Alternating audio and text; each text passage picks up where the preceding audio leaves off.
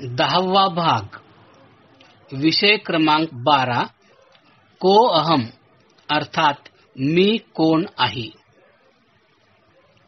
आतापर्यंत आपण जीवनाच्या दोन बाबींद्वारे ईश्वर, दृश्य शरीर, अदृश्य समथिंग, त्यांचा संयोग व वियोग, जन्म आणि मृत्यू वगैरे गोष्टींचे अनुमान लावले.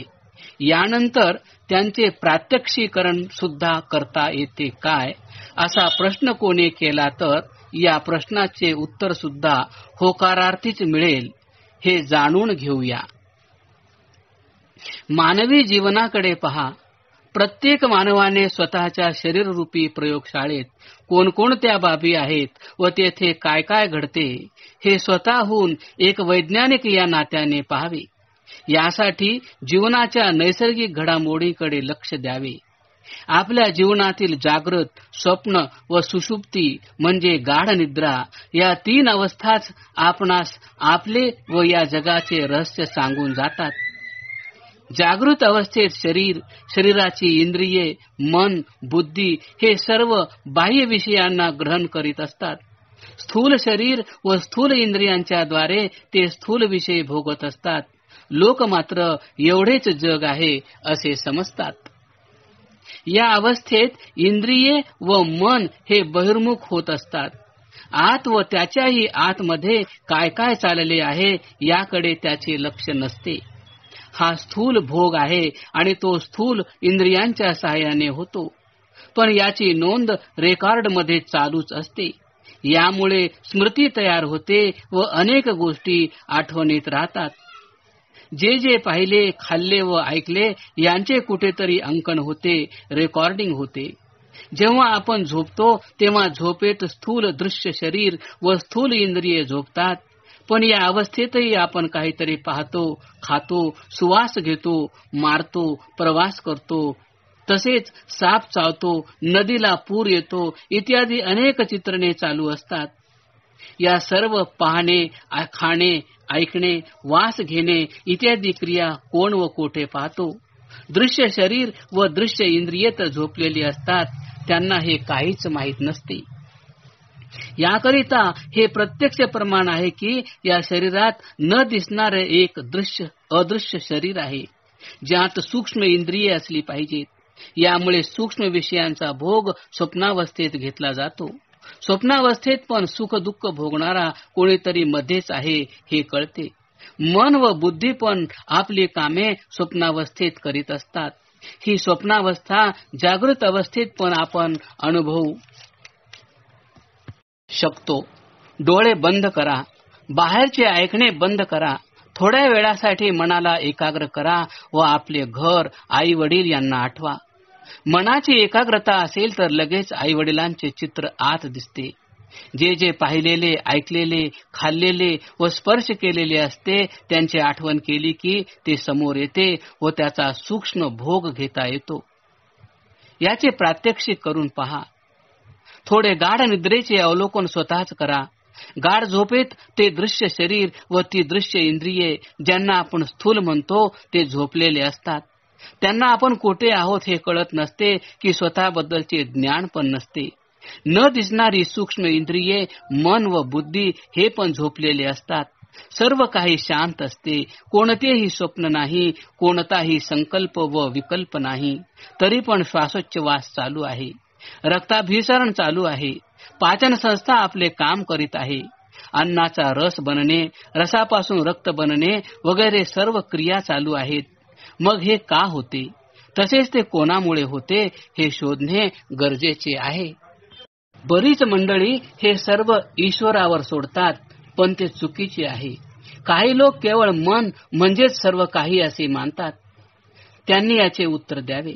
मन व बुद्धी झोपले असताना सुद्धा बाकीचे सर्व चालू असते. हे सर्व जर ईश्वरामुळे घडते असे म्हटले तर मग प्रेतामध्येही ईश्वर असतोच ना? मग तिथे या सर्व क्रिया का होत नाहीत?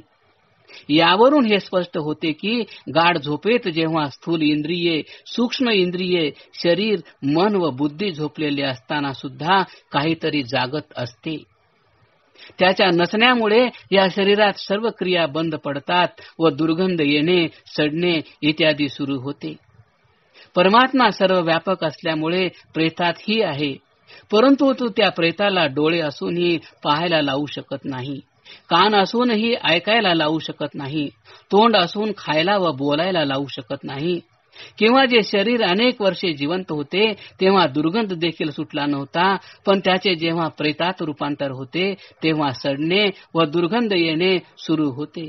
तेव्हा त्या मृतदेहात परमात्मा असून सुद्धा त्याला रोखू शकत नाही. म्हणून शरीरातील चेतन ईश्वरापेक्षा एक चेतन तत्व वेगळे आहे, ते जड मनापेक्षा देखील वेगळे आहे. मग काय त्याचे प्रात्यक्षिकरण करणे शक्य आहे? या नुसत्या गप्पा तर नव्हे, ही एक वस्तुस्थिती आहे. दररोज गाढ झोपेतून आपण उठतो. या गाढ झोपेतून नैसर्गिकरित्या उठण्याच्या प्रक्रियांचे अवलोकन करा. स्वतःच एक शास्त्रज्ञ समजून या सर्वांचे निरीक्षण करा. गाढ झोपेत कोण झोपले होते? दृश्य शरीर, दृश्य इंद्रिय, सूक्ष्म इंद्रिय, मन की बुद्धी?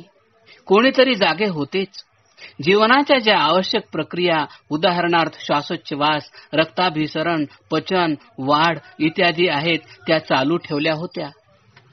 तेच जागे असलेले तत्व मधून कोणाला तरी उठवते व कोणीतरी त्याला उत्तर देते, काय घाई आहे, थोडे थांबू, आणखीन 5 मिनिटे किंवा 10 मिनिटे झोपूया. हा संवाद दररोज प्रत्येकाच्या जीवनात होत असतो, परंतु तिकडे कोणीच लक्ष देत नाही. म्हणजेच उठविणारा वेगळा व नकार देणारा वेगळाच आहे. झोपणारे वेगळे आहेत तर न झोपणारे वेगळे आहेत, हे स्पष्ट आहे. एखाद्या दिवशी आपणास काही कारणानिमित्त जर भल्या पहाटे 3 किंवा त्या अगोदर मध्यरात्री 2 वाजता उठावयाचे असेल तर त्याप्रमाणे उठण्याचा दृढ संकल्प करून झोपाल तर अगदी बरोबर त्याच वेळी आतून उठ अशी हाक येते. डोळे उघडून बघतो तर काय, जितक्या वाजता उठावयाचे ठरविले होते घड्याळात बरोबर तितकेच वाजलेले असतात. मग या उठविणाऱ्याला घड्याळ कळले तरी कसे? हा प्रश्न फार गहन आहे. खरोखरच हे ज्ञान इंद्रियातीत आहे. ज्ञानप्राप्तीची जी साधने आहेत त्याच्याही पलीकडे व त्याच्या व्यतिरिक्त कोणाला तरी त्याचे ज्ञान होते, तोच जाणतो, हे स्पष्ट आहे. आपण स्वतः अंतर्मुख होण्याचा प्रयत्न करावा व मनाला ध्यान करावयास लावावे. परमेश्वराचे ध्यान करण्याची आपली इच्छा व त्याबद्दलची भक्ती आणि प्रेम यामागे आत्मा हेच कारण आहे. उत्कट इच्छा ही सुद्धा आत्म्याचीच आहे. तो मनाला अंतर्मुख करून ईश्वराचे ध्यान करायला सांगतो, पण तसे होते काय? मन हे चंचल आहे. भूत व भविष्य काळातील नको त्या फालतू विषयांचे चिंतन करण्यात मग्न असते. परमेश्वराकडे जाण्यास ते तयारच नसते. विषयाचे चिंतन संपविल्याशिवाय पुढे ईश्वराचे ध्यान होणे शक्यच नसते. म्हणून इथे सुद्धा मन मालक नाही. त्याच्या चंचल वृत्तीमुळे त्याची रुची भौतिक विषयांत असते, हेच सिद्ध होते. त्याच्यापेक्षा आत्मा हा आतून वेगळा आहे. तो मनाला ध्यान करावयास सांगतो, पण त्याचे मन कधीच ऐकत नाही. यासाठी तो त्रस्त व बेचैन होतो. ही पण प्रत्यक्षात अनुभवाला येणारी गोष्ट आहे. या प्रक्रियेतून आपणास असे दिसून येते की ज्यामुळे आपण पदार्थांचा भोग घेतो असे हे दृश्य शरीर जीवनाचे मूळ आहे. या प्रक्रियेतून आपणास असे दिसून येते की ज्यामुळे आपण पदार्थांचा उपभोग घेतो असे हे दृश्य शरीर जीवनाचे मूळ नव्हे. ज्यामुळे आपण स्वप्न पाहतो असे सूक्ष्म शरीर व सूक्ष्म इंद्रिये हे देखील मूळ कारण नाहीत. ही मूलभूत साधने गाढ झोपली असताना सुद्धा जो जागाच असतो, जो उठविण्याचे काम करतो, जो ज्ञानयुक्त आहे, ज्याला साधना विना सुद्धा सर्व काही कळते पण ते दिसत नाही, असे ते तत्व अदृश्य आहे. तेच जीवनाचे मूळ कारण असले पाहिजे. या मूळ कारणाचे जागृत अवस्थेतील सुद्धा आणखी अनेक पुरावे देता येतात, पण आम्ही स्वतः वैज्ञानिक दृष्टीने त्याचे अवलोकन केले पाहिजे. एक म्हणतो उठ तर दुसरा म्हणतो नको, आताच नको. हे दोन्ही एक होऊच शकत नाहीत, पण लोकांनी मात्र त्याला एक समजले. आधुनिक विज्ञान याला मनाच्याच 3 अवस्था मानून पुढे येत राहिले. Conscious mind, subconscious mind and unconscious mind. मनाच्या या 3 अवस्थांच्या पलीकडे काही गोष्टी आहेत याचे उत्तर आधुनिक वैज्ञानिकांकडे नाही. म्हणूनच त्यांना जीवनाचे मूळ कारण कळले नाही.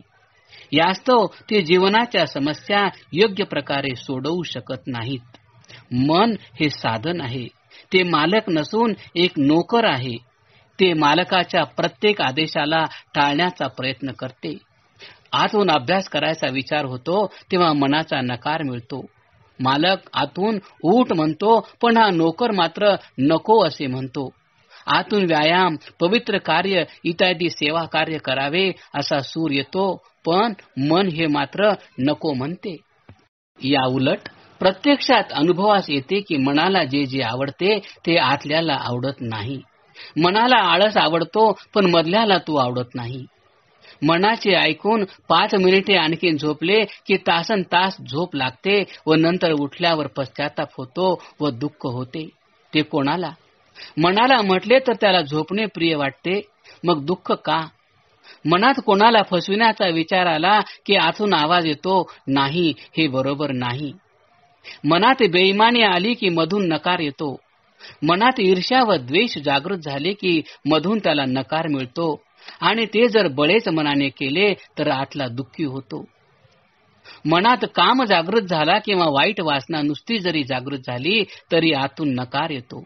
एवढेच नाही तर भीती निर्माण होते. शरीरात वेगळीच कंपने, व्हायब्रेशन्स निर्माण होतात. संपूर्ण फिजिओलॉजी बदलते. क्रोध जरी आला तरी अशीच अवस्था होते. मन जर मालक असते व ते जर जीवनाचे मूळ असले असते तर एक दारू पितो व दुसरा पित नाही, एक व्यसनी होतो तर दुसरा निर्व्यसनी राहतो. अशी भिन्नता का दिसते? म्हणजेच मनाला सुद्धा ताब्यात ठेवणारे एखादे तत्व शरीरात आहे. काही लोक रोज लवकर उठतात. मन तर नको म्हणते, पण ते का उठतात? कारण ते मनाचे ऐकत नाहीत. मनालाच आपले ऐकायला लावतात. आपण जेव्हा प्राणायाम करतो तेव्हा प्राण रोखला की मन बेचैन होते. प्राणाविना शरीर गुदमरते. मन आत्म्याला वायूची याचना करीत असते. ते बाहेर न पळता म्हणजेच बहिर्मुख न होता अंतर्मुख होते व आत्म्याजवळ जाते. हवेची मागणी करते. ते प्राण लवकर दे अशी याचना करते. हे पण आपल्या शरीरातच घडते. याचे अवलोकन करणे आवश्यक आहे. हे सर्व काही शरीररूपी प्रयोगशाळेत घडते. तेव्हा याला खोटे कसे म्हणता येईल? प्राण ताब्यात आला की बाकी सर्व ताब्यात येतात. जे ताब्यात येतात ते मालक नसतात. ती साधने म्हणजे नोकर चाकर होत. जो ताब्यात आणू शकतो व ज्यात मोठी क्षमता व योग्यता असते तोच मालक असतो. या सर्व बाबींवरून हे स्पष्ट आहे की मी म्हणजे दृश्य शरीर किंवा इंद्रिये अथवा अदृश्य सूक्ष्म शरीर, सूक्ष्म इंद्रिय, मन किंवा बुद्धी नाही, तर या सर्वांच्या पलीकडे एक अदृश्य असे न झोपणारे, सतत जागृत असणारे व ज्ञानयुक्त असे गहन तत्व आहे, ज्याला सतत चांगले व वाईट कळते. जो जगाला जाणतो व मनाला नेहमी योग्य दिशा देण्याचा प्रयत्न करतो तो एक मालक आहे. तो प्रवासी आहे आणि खऱ्या अर्थाने तोच सुखाचा इच्छुक आहे. त्याची सदैव सुखासाठी धडपड असते. त्याचेच नाव आत्मा म्हणजे सोल असे आहे. तो अमर आहे. तो चेतन आहे. त्यात कर्तुम अकर्तुम अन्यथा कर्तुम अशी वृत्ती आहे. तो स्वतंत्र आहे. चेतना हा त्याचा गुणधर्म आहे. ज्ञान हा सुद्धा गुण आहे. बाकी सर्व साधने आहेत. ही सर्व साधने सूक्ष्म, स्थूल व जड आहेत. जडाला ज्ञान व चेतना नसते, म्हणून मनाला व बुद्धीला कामास लावावे लागते. ते स्वतः काहीच करू शकत नाहीत. केल्यासारखे वाटते, पण त्यांना प्रेरणा मात्र आत्म्याची असते. हा आत्मा न स्त्रीलिंगी आहे, न पुल्लिंगी आहे, न नपुसकलिंगी आहे. आत्म्याला तर लिंगच नाही. लिंग हे शरीरामुळे आहेत. म्हणजेच स्त्री व पुरुष हे भेद सुद्धा तात्पुरते आहेत. हे भेद आत्म्याच्या स्तरावर नाहीत. आत्म्याच्या स्तरावर जाती पण नाहीत. जाती ह्या देखील शरीराच्या प्रकारावरच अवलंबून आहेत. पशु, पक्षी, गाय, म्हैस, कुत्रा, मांजर, मानव असे भेद केवळ शरीरावरून आहेत. आत्म्याच्या स्तरावर कोणतेही भेद नाहीत. आत्म्याच्या स्तरावर प्रांतवाद व देशवाद तर मुळीच नाही. तो कोठून कोठेही जाऊ शकतो. अमेरिकेतील आत्मा भारतात जन्म घेतो, तर भारतातील आत्मा इंग्लंडमध्ये जन्मू शकतो. आत्मा हा हिंदू, मुसलमान, ख्रिश्चन, जैन, बौद्ध इत्यादी मुळीच नाही. आत्म्याच्या स्तरावर हे सर्व धादांत खोटे आहे. हिंदूंतील आत्मा मुसलमानांत जन्म घेतो, तर मुसलमानांतील आत्मा हिंदू, ख्रिश्चन, बौद्ध इत्यादी मध्ये जन्म घेतो. तो आस्तिकता व नास्तिकांत ही जन्म घेतो. पहा, सर्व भांडणे ही कशी आम्हीच निर्माण केली आहेत. नैसर्गिकरित्या खऱ्या विज्ञानाच्या आधारावर व तसेच आत्म्याच्या स्तरावर कुठलाच भेद नाही. हे एक कटू सत्य आहे. मानवांनी निर्माण केलेली भेदाभेद व संप्रदाय हे अवैज्ञानिक व खोटे आहेत. आपण या सर्व बाबीपर्यंत येऊन पोहोचलो असलो तरी येथे सुद्धा लोकांनी पुन्हा गडबड केली आहे. आत्मा हाच परमात्मा हे लोकांना सांगून जगाला पुन्हा गोंधळात टाकले. प्रत्यक्ष खरे काय आहे हे पाहूनच त्यांचे मूल्यमापन करणे आवश्यक आहे. आत्मा हा परमात्मा होऊच शकत नाही. कारण जीवनाचे मूळ कारण आत्मा जरी असला किंवा त्यामुळे जरी शरीराच्या जीवनावश्यक प्रक्रिया होत असल्या तरी पण त्या प्रक्रियांचा मूळ सूत्रधार आत्मा नाही. उदाहरणार्थ अन्न खाणे व तसेच अन्नाचे रस, रक्त, मांस, मेद इत्यादी होणे हे निश्चितच आत्म्यामुळे आहे. परंतु रसाचे रक्त तयार करणे व मांस, मेद बनविणे हे आत्म्याच्या आटोक्यापेक्षा बाहेरची गोष्ट आहे. तो त्यातले एकही कार्य करू शकत नाही. पण त्या सर्व प्रक्रिया मात्र होतात हे खरे आहे. यावरून परमेश्वराचे अस्तित्व सिद्ध होते. सजीवामध्ये आत्माही आहे व परमात्माही आहे. म्हणून शरीर सुरळीतपणे चालू आहे. हाड मोडले तर जोडण्याचे, जखम झाली तर ती भरून काढण्याचे, रसाचे रक्त करण्याचे, दूध तयार करण्याचे, गर्भाची व शरीराची वाढ आणि घट करण्याची ही सर्व कामे परमेश्वराची आहेत. ती आत्म्याची नव्हेत. आत्मा हा शरीराचा संयोग व वियोगात येतो. परमात्मा मात्र येत नाही. तो सर्वव्यापी असल्यामुळे सर्व ठिकाणी आहे. आत्म्याचा संयोग वियोग परमेश्वर करीत असतो. म्हणून जितकी शरीरे तितकेच जीवात्मे असतात. ईश्वर मात्र एकच आहे. आत्मा हा अदृश्य आहे. हा सत चित म्हणजे चेतन, शाश्वत, नित्य व अमर असा आहे. पण त्याला मिळालेली साधने मात्र जड व नश्वर आहेत. ती साधने ईश्वराचे चेतन आत्म्याच्या कल्याणासाठी दिली आहेत. आत्मा हा प्रवासी आहे. त्याला प्रवास करावयाचा आहे. अनंत यात्रा करावयाची आहे. सुख, शांती, आनंद व मोक्ष प्राप्त करण्यासाठी त्याचा आनंद हा परमानंद आहे. हा परमेश्वराचा गुण आहे. कारण परमेश्वर हा अदृश्य, सत्य, चित आणि आनंद स्वरूप आहे. म्हणून त्याला आपण सच्चिदानंद म्हणतो. तो महाचेतन आहे. चेतनाचे महाचेतनाकडे आकर्षण आहे. म्हणून आत्म्याची भूक परमात्मा आहे. त्याला आनंद पाहिजे. आत्म्याचे अन्न व औषधी हे परमेश्वर आहे आणि ते सुद्धा परमेश्वराच्या सान्निध्यात बसल्यानेच मिळते. अग्नीजवळ बसल्याने जशी गरमी मिळते, पाण्याजवळ गेल्यावर जशी शीतलता जाणवते, तसेच ईश्वराजवळ गेल्यावर आनंद व परमानंद मिळतो. म्हणून परमानंद प्राप्तीसाठी ईश्वराजवळ बसणे हा जीवात्म्याचा मुख्य उद्देश आहे. तसेच जीवात्म्याची ही नैसर्गिक भूक सुद्धा आहे. हा त्याचा स्वभाव आहे. त्यासाठीच परमेश्वराने त्याला ही साधने दिली आहेत. शरीररूपी रथ दिला आहे. इंद्रियरूपी घोडे प्रदान केले आहेत. मनरूपी लगाम व बुद्धिरूपी सारथी दिला आहे. यात असलेला आत्मारूपी प्रवासी यात्रेकरू आहे. जगातील लोक काहीही समजत असले तरी देखील आजही हे जग एक वस्तू आहे. आपण त्याचे परीक्षण व निरीक्षण करू शकतो. म्हणून आपण स्वतःचे वैज्ञानिक बनून आपले शरीर व त्याच्या आतील न दिसणारे शरीराचे प्रयोगशाळा समजून अवलोकन केले पाहिजे. हे सर्व केले असता आपल्या शरीरात स्थूल शरीर, सूक्ष्म शरीर व कारण शरीर अशी 3 शरीरे असल्याचे आपल्या लक्षात येतील.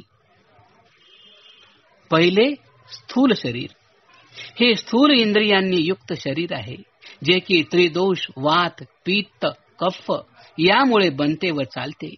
यामध्ये सप्त धातू आहेत. हे स्थूल शरीर घडते व बिघडते. स्वस्थ असेल तर ते सुखी होते, किंवा बिघडले व रोगी झाले तर दुःख भोगते. याचे घडण्या व बिघडण्याचे नियम परमेश्वरीय आहेत. हे पंचमहाभूतांपासून बनलेले आहेत. त्यावरच ते चालते व बंद पडते. हे जड व दृश्य आहे. याला अवयव आहेत, स्थूल इंद्रिये आहेत. असे हे शरीर मानवास आई वडिलांपासून प्राप्त होते. शरीर जर स्वस्थ किंवा अस्वस्थ झाले तर त्याप्रमाणे आत्म्याला सुख व दुःख होत असते. याचे पालन व पोषण निसर्गातील तत्वे हवा, पाणी, अन्न, अग्नी इत्यादी करतात. आपण जे जे खातो व पितो त्याचा परिणाम शरीरावर, इंद्रियावर व अवयवावर होतो. म्हणून यावर संतुलन ठेवणे आवश्यक आहे. सप्तधातू बरोबरच मल पण असतात. अग्नी देखील आहे.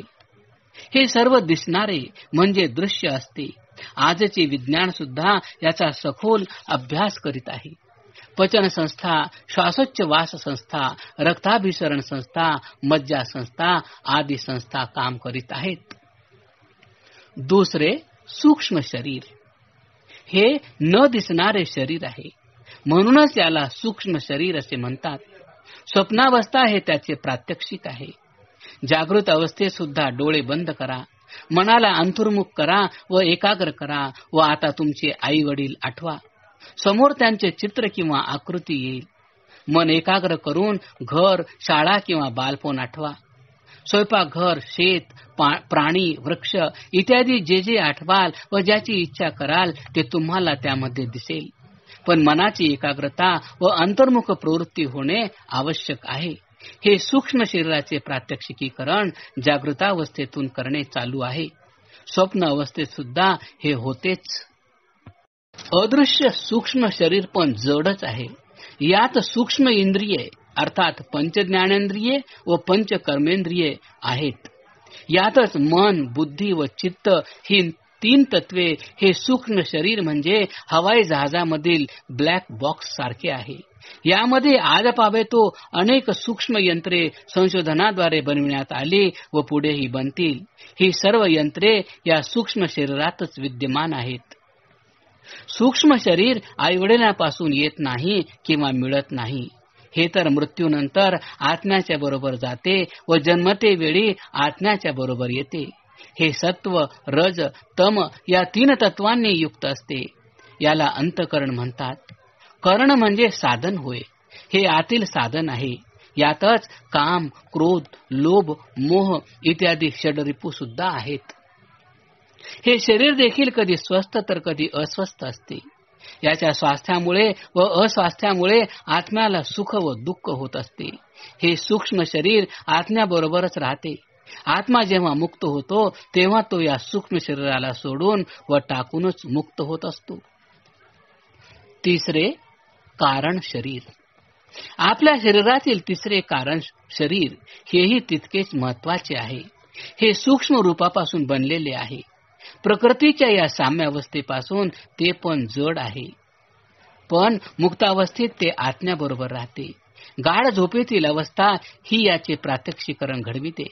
आत्मा उठ असे म्हणतो. तो कारण शरीराद्वारे सूक्ष्म शरीराला आदेश देतो.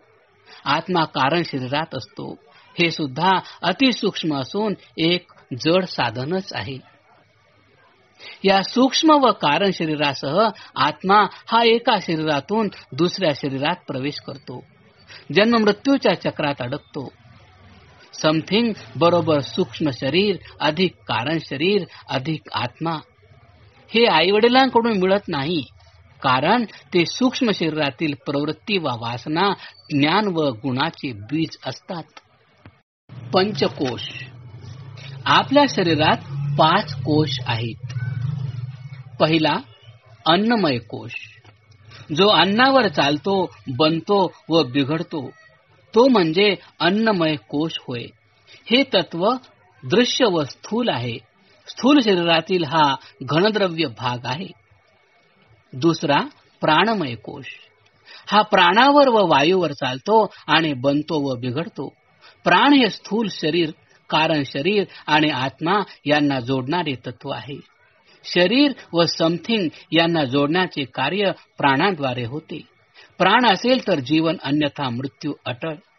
प्राण परमेश्वराकडूनच मिळतो. ज्याचा प्राण प्रबळ असतो तोच शक्तिशाली होय.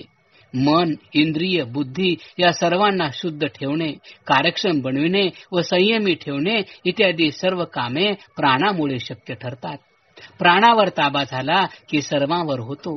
प्राणायामाद्वारे याचा अनुभव आपल्याला घेता येतो.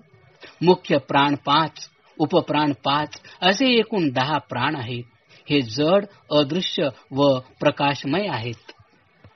तिसरा, मनोमय कोश.